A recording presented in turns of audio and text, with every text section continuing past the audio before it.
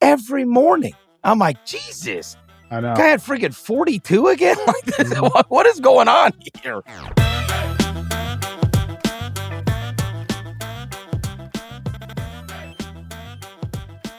You know, you were talking earlier about how I've said in the past, you know, just not playing guys that don't suck. One of the other things I've said is history always tells us, Kevin, you got to have one of the 5 to 10 best guys in the league to win the title. And so I can almost write you off if you don't have one of those guys. So my next guy is somebody every night I'm sitting there and I'm thinking about talking about this, but I've held off. Is it possible that Jalen Brunson is one of the 5 to 10 best guys in the league, but because we have held this opinion, much like the Zion thing, for so long about what he is, that we're missing it? This guy now is averaging almost 28 points a game, 6 assists, almost 4 rebounds, 48% from the field, 40% from 3.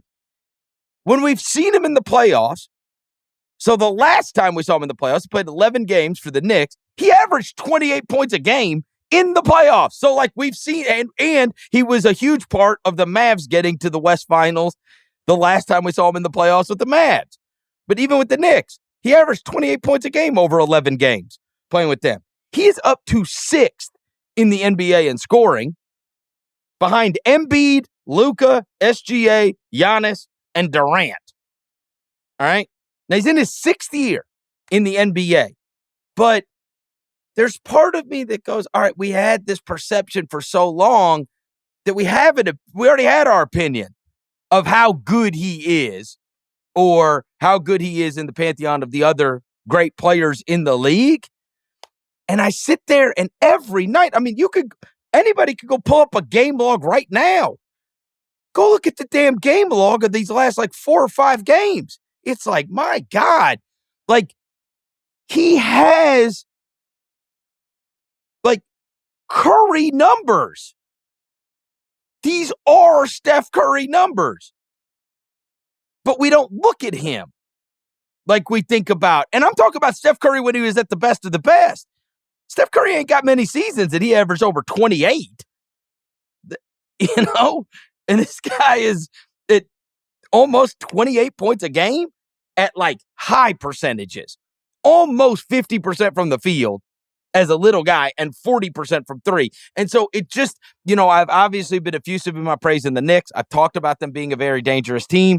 But also, and I think it was Candace Parker that got in trouble for it earlier this year, which is like basically, you know, there's a ceiling if your best player is Jalen Brunson. That's what keeps going through my head. As much as I think I love that team, and as much as I've seen them like stymie teams defensively, he's putting up these Curry numbers, but nobody thinks of him in that way.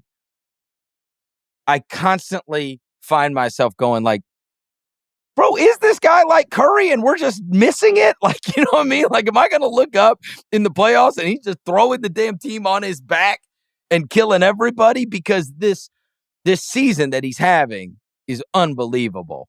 And maybe that whole there's a ceiling on you if your best player is Jalen Brunson, I've got to, and everybody has to, just recalibrate that. Because that ceiling is not the ceiling that we probably thought it was. And with him, he's not a one-trick pony. No. Brunson is not just a guy that you run high ball screen after high ball screen and he creates for you. In the second half of the season, you're seeing the Knicks pretty much ever since Randall went down. They're running Brunson off a ton more off-ball screens, more actions, more versatility where they're getting him the ball off of movement and getting motion within their half-court offense. And so I think you're seeing dynamic wrinkles being added on top of the foundation of this Knicks offense. And isn't that exactly what you want in the playoffs? Yes. Having a plan A, a plan B, a plan C, a plan D. And I feel like with the Knicks, that's what they're building towards right now. And that's despite having guys who have missed time. Brunson remains the rock of that franchise. And you could be onto something, Chris, that perhaps Jalen Brunson is one of those guys who can pop off in a series and be the best guy in a series. And didn't we see him do this in the playoffs before with Dallas, where he is dropping, massive performances without Luka? It's not like we haven't seen him do that before. So I think with the Knicks, they are a sleeper for the finals. They're not the favorite over the Celtics or the Bucks. And you got to give, still a lot of credit to the Heat and respect to the Heat. But the Knicks are scary, man, because that defense is going to keep them in a lot of games. And if Brunson can pop off, you never know. I go and check what happened the night before in the games that I wasn't able to see every morning. And every morning, I'm like, Jesus. I know. Guy had freaking 42 again? What is going on here? And it is the weirdest thing because he's in the biggest media market. Usually everybody out of New York is massively overrated. Massively. If Frank Ntilikina had 8 points, there'd be friggin' 50 memes about it. Everybody from there, and somehow I feel like this guy is in the number one media market and is underrated. I don't know what's happening here. It's so bizarre. And by the way, you know who else has been really good with them? Not on my list, but Miles McBride. Remember when we raved about him like a month ago on the show? The dude has been like playing way more than even anticipated, dude, and he's been excellent with them, dude. Hold on. I'm going to find this while we were on the air, because you're going to love this. When I was looking at something earlier today, I'm going to pray I can find it. When I was looking at something regarding the Knicks, you know how like sometimes those sites will have like headlines underneath whatever you're reading about or whatever. Yeah. I've got to see if I can find this. Okay, here we go. This is a GQ headline. It was like an ad underneath like this Knicks thing I was reading about, okay, when I was doing the Brunson deal. Miles McBride has been unstoppable since attending the Dune Part 2 premiere. I was like, what? It says, if you've been following the New York Knicks this season, you know this team has experienced major turning points, blah, blah, blah, blah, blah. It said, on February 25th, Miles Deuce McBride attended the premiere of Dune Part 2 in New York.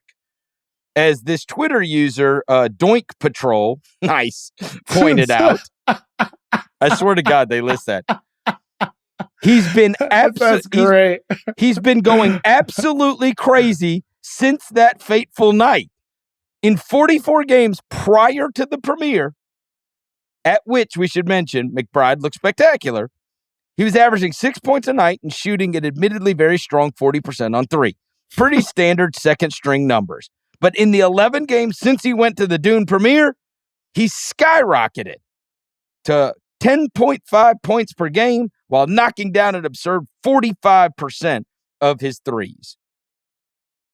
And then it's a GQ article because the next line is, for context, Steph Curry, the greatest shooter ever, owns a career three-point percentage of 42.6. And then it's like, it's really like a celebrity story about Miles McBride and how awesome he's been since going to this Dune 2 premiere. Wow. Yeah, but McBride, good for him, man. I just looked up while you were talking. January 30th was when we had our podcast raving about him. Averaging 25 minutes per game ever since then. Thibodeau, in fairness, you listener of the pod.